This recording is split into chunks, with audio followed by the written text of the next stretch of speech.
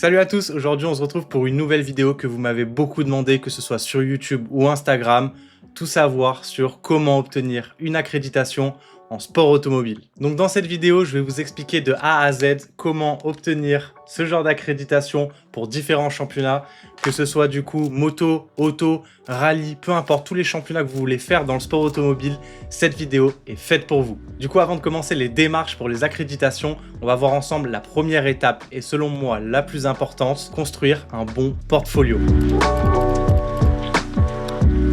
Donc pour moi, il existe trois types de très bons portfolios à avoir.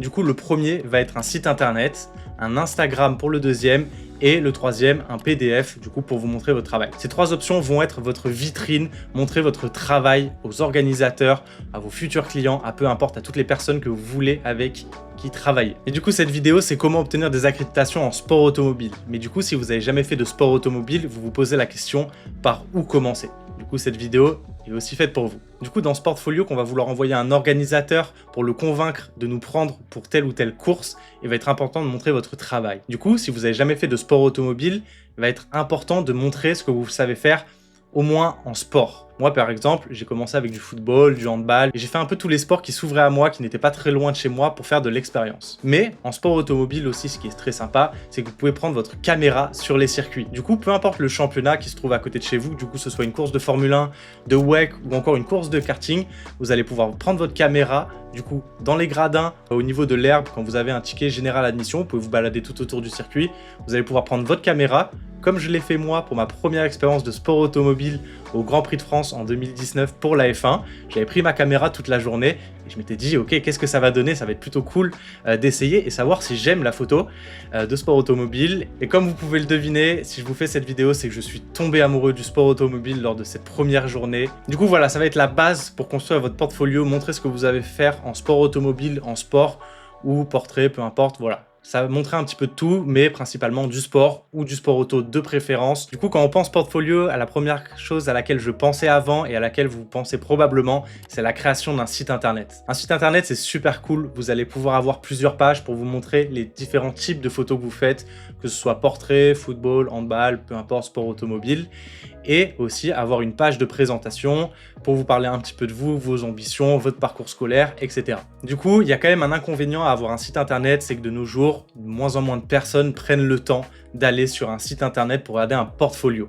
Car pour moi, la meilleure des solutions à l'heure actuelle, c'est d'avoir des réseaux sociaux. Du coup, en tant que photographe, pour 90% des photographes, je pense que le meilleur moyen d'avoir un portfolio, c'est via Instagram. Sur Instagram, c'est trop cool. Vous allez pouvoir montrer des vidéos, des photos, les stories à la highlight pour montrer les différents événements que vous avez fait, mettre une petite description pour parler de vous, parler de vos ambitions. Du coup, voilà, Instagram, c'est quand même un endroit où vous allez pouvoir construire votre portfolio de manière très complète, mais surtout avoir une présence en ligne simple d'accès pour tout le monde. Et la troisième option que j'ai également beaucoup utilisée, mais du coup, il manque cette présence en ligne, c'est la création d'un PDF. Un PDF, ça va être trop bien. Vous allez pouvoir mettre votre identité à l'intérieur de celui-ci en montrant votre travail. Mais le gros point négatif d'un PDF, c'est votre présence en ligne qui est inexistante comparé à un site internet ou à un Instagram. Selon moi, le meilleur, c'est d'allier deux des options. Alors soit avoir un Instagram tout seul, comme moi personnellement je le fais à l'heure d'aujourd'hui, mais j'ai beaucoup utilisé mon Instagram relié à mon site internet pour montrer beaucoup plus de mon travail, contrairement à Instagram où du coup je réduis un petit peu ce que je montre, car je vais avoir un esthétisme sur mon feed et du coup il y a certaines photos qui malheureusement sont très très belles selon moi, mais que je peux pas mettre sur mon feed pour plusieurs raisons d'organisation. Du coup voilà, vous pouvez très bien allier votre Instagram, mettre un lien en bio pour votre site internet ou même mettre un lien en bio qui redirige vers votre PDF. Du coup, ces trois options sont les meilleures pour moi pour avoir un portfolio et une présence sur les réseaux sociaux et internet. Alors petit point, si vous voulez créer un portfolio via un site internet, il existe plusieurs plateformes pour faire celui-ci, comme WordPress ou Wix, et je vous laisse vous renseigner. Mais du coup voilà, pour moindre coût, vous allez pouvoir avoir un très beau portfolio. Également, le portfolio, c'est beaucoup de travail, du moins sur Instagram, sur les sites internet et même sur le PDF. Vous allez devoir le mettre à jour constamment et prendre du temps pour qu'il soit beau, pour l'entretenir et vraiment donner envie aux gens de vous faire confiance pour de futures missions. Du coup, maintenant que vous avez une idée comment créer son portfolio et que vous allez très bientôt le faire si vous n'en avez déjà pas un, c'est comment choisir un bon championnat dans lequel évoluer. Donc tout de suite, on pense directement à la Formule 1, la MotoGP, le WEC, peu importe par lequel championnat vous êtes fasciné. Il va être très compliqué pour vous d'accéder à ces gros championnats sans aucune expérience. Et pour être honnête, je le déconseille fortement. Pourquoi je le déconseille? C'est qu'en Formule 1, par exemple, le vendredi, on n'a que 2 heures de roulage. Du coup, si vous avez presque aucune expérience en sport automobile, vous allez prendre très peu de plaisir. Alors oui, ça va être de la Formule 1, ça va être super chouette à photographier, mais en termes de photographie et d'amélioration pour vous, ça va être très compliqué. C'est pour ça que je conseille très souvent de commencer par des plus petits championnats. Par exemple, moi, personnellement, en 2020, quand j'ai commencé le sport automobile, j'ai commencé à l'Ultimate Cup Series. C'est un excellent championnat pour plusieurs raisons. La première raison, c'est assez simple d'accès quand tu ne travailles pas pour un média ou pour une agence. Du coup, ce championnat m'a permis de me représenter moi-même, présenter mes photos lors de l'événement sans spécialement avoir un média ou une agence à représenter. Mais le gros point fort, c'est que ce genre de championnat, ils ont un gros nombre de catégories qui roulent pendant la journée. Qui dit plusieurs catégories, dit beaucoup plus de temps de roulage en piste. Il me semble qu'une journée du vendredi à l'Ultimate Cup, c'est au moins 6 heures de roulage dans la journée. Donc je vous laisse faire le calcul en F1, un week-end de 5 heures à peu près de roulage, contre à peu près une vingtaine d'heures dans d'autres championnats un peu plus petits où plusieurs catégories se représentent. Du coup, le calcul est vite fait pour savoir quel championnat est intéressant pour progresser à ses débuts. On choisit également un bon championnat en regardant son calendrier pour voir s'il y a des courses qui se trouvent pas très loin de chez nous. Du coup, moi, par exemple, à ma première expérience, j'avais regardé le calendrier de divers championnats en France, du coup, que ce soit auto ou moto, et par chance, l'Ultimate Cup Series se rendait à Manicourt, qui est à seulement 2-3 heures de voiture de Paris, et du coup, j'ai pu prendre un Blablacar, un Airbnb sur place,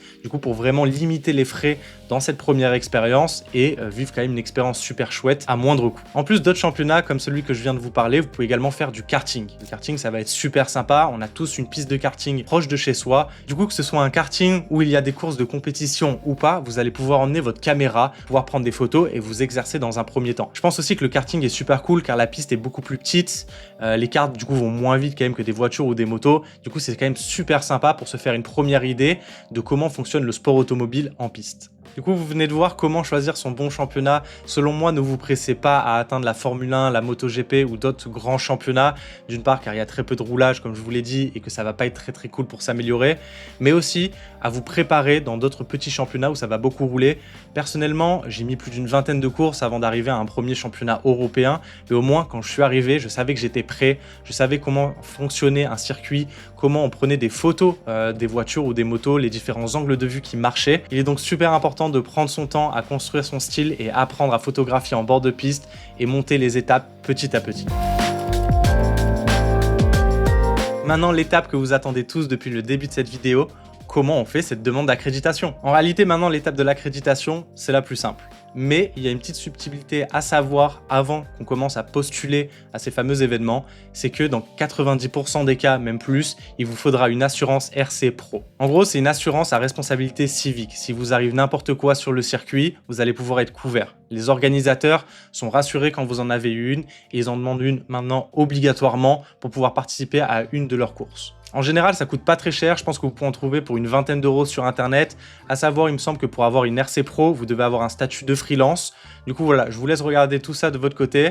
Mais il faut savoir que ça va être super important pour vous d'en avoir une pour faire votre première demande d'accréditation. Du coup, maintenant que vous avez une idée de comment faire son portfolio, comment choisir sa course et que vous savez à propos de l'assurance, comment on fait pour enfin postuler à une course? Il y a deux possibilités. Dans 80% des cas, les sites internet de ces championnats vont avoir un onglet presse, médias, où du coup vous allez directement pouvoir remplir un formulaire pour pouvoir faire votre demande d'accréditation. Et du coup, dans le cas où ce championnat ne dispose pas d'une page presse ou médias sur leur site, vous allez trouver leur email et vous allez pouvoir leur demander gentiment comment on fait pour se faire accréditer à l'une de leurs courses. Il y a également un autre prérequis à prendre en compte, c'est qu'il y a énormément de championnats qui demandent que vous représentiez un média ou une agence.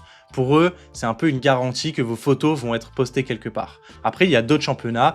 Moi, en 2020, quand j'ai commencé à l'Ultimate Cup, j'ai pu me représenter moi-même sans représenter un média ou une agence. Pour leur montrer mon sérieux, je leur avais envoyé mon Instagram que je postais régulièrement et que mes photos allaient être publiées quelque part. Du coup, dans le cas où le championnat que vous souhaitiez faire n'accepte pas que vous vous représentez vous-même, vous allez devoir trouver un média. Il en existe des centaines. Vous pouvez en prendre de votre nationalité ou pas. Je suis français, j'aurais pu en prendre un média français, mais je peux aller chercher un média italien italien, anglais, peu importe. Trouvez un média qui accepte que vous les représentiez durant cet événement. Ensuite, quand vous allez remplir ce fameux formulaire d'accréditation et que vous allez mettre le média que vous représentez, on va sûrement vous demander une lettre de celui-ci, une lettre de recommandation, on va dire, qui dit que ce média vous autorise à être accrédité en leur nom pour cet événement. Vous allez devoir également mettre votre assurance comme on en a parlé, peut-être votre portfolio, vos réseaux sociaux, votre nom, prénom. Vous allez devoir remplir un petit peu toutes ces informations et ensuite juste envoyer votre demande et prier qu'elle soit acceptée. Certains gros championnats, du coup, comme la Formule 1, la MotoGP ou le WEC, vous demandent à tout prix que vous travaillez avec une agence ou un média qui répond à des critères qu'ils imposent. Par exemple, en Formule 1, un média doit faire X nombre de vues par mois ou par an, peu importe, pour pouvoir prétendre à une accréditation. Du coup, dans votre parcours de photographe de sport automobile, il va être important de franchir les étapes petit à petit, mais aussi construire vos relations sur les circuits et en dehors sur les réseaux sociaux. Il va être important de rencontrer du monde, des rédacteurs, des journalistes, peu importe, du monde qui va pouvoir vous aider tout le long de votre route vers votre objectif final qui peut être la F1 ou d'autres championnats.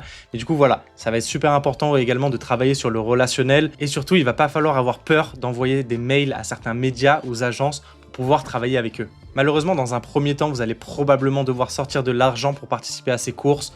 C'est pour ça que je vous ai fortement conseillé de réaliser des courses pas très loin de chez vous où du coup vous allez vraiment pouvoir diminuer les coûts et vivre une expérience superbe et continuer à construire votre portfolio. Maintenant que vous avez presque votre accréditation, je vais vous expliquer comment ça va se passer sur place si vous n'êtes jamais allé sur un circuit automobile. En général, ça roule du vendredi au dimanche, du coup le jeudi c'est la journée un peu tranquille et dans les petits championnats c'est souvent aussi des journées de test. Moi personnellement en F1 j'arrive le mercredi car le jeudi il y a tout ce qui est Media Day, mais du coup dans des championnats un peu plus petits il n'y a pas de Media Day le jeudi. Dans le cas où le championnat que vous voulez faire roule du vendredi au dimanche, je vous conseillerais d'arriver le jeudi et non pas le mercredi comme je fais. Comme ça, d'une, vous réduisez un petit peu les coûts d'une nuit à l'hôtel ou au Airbnb et vous allez pouvoir arriver le jeudi sur place, récupérer votre accréditation, votre chasuble et repérer un petit peu le circuit. Premièrement, votre accréditation et le chasuble, vous allez probablement le récupérer à l'entrée du circuit ou directement dans le circuit, dans une salle de presse. Dans les circuits automobiles, on a une salle de presse, sûrement dans d'autres sports, tout le monde a un peu une salle de presse où vous allez pouvoir poser votre ordinateur, travailler là-bas, avoir un casier, pouvoir poser votre matériel. C'est un peu l'endroit où vous allez pouvoir travailler et vous reposer entre les sessions. Maintenant que vous avez récupéré ce chasuble et votre accréditation qui va vous donner accès en bord de piste tout le week-end, il va être super sympa de pouvoir faire un petit tour du circuit le jeudi quand ça roule pas directement sur le circuit, si ça roule en voie de sécurité. Faire ce repérage du coup que ce soit sur le circuit ou en voie de sécurité va être super utile pour le reste du week-end, comme ça vous allez pouvoir déjà repérer les bons spots et les zones vraiment intéressantes à couvrir et au contraire regarder s'il y a des zones vraiment pas utiles à couvrir durant le week-end. Je vous conseille également de regarder, par exemple si vous allez à Manicourt sur Instagram, vous tapez Manicourt et vous allez pouvoir tomber sur les différentes photos qui ont été réalisées à Manicourt. Peu importe le championnat, mais du coup ça va vous donner une idée du style de photo qu'il y a à faire sur place et c'est plutôt pratique. Avant de finir cette vidéo, je tenais juste à vous dire que oui, le sport automobile, il y a énormément de photographes, il y a énormément de concurrence, mais c'est comme tout métier et c'est en quoi je crois, c'est que si vous êtes passionné par ce que vous faites et que vous y mettez tout votre cœur, vous allez finir par réussir un jour. Donc juste croyez en vous, croyez en vos rêves et travaillez dur. Et un jour, ça finira par payer. Bon, merci à tous d'avoir regardé cette vidéo. En tout cas, j'espère que j'ai pu répondre à un maximum de vos questions. Si vous en avez d'autres, n'hésitez surtout pas à m'envoyer un message sur Instagram ou en commentaire. N'hésitez pas à mettre un like, à commenter cette vidéo et à vous abonner, ça me ferait super plaisir. En tout cas, nous, on se retrouve très bientôt pour une nouvelle vidéo. C'était Alexis, à bientôt.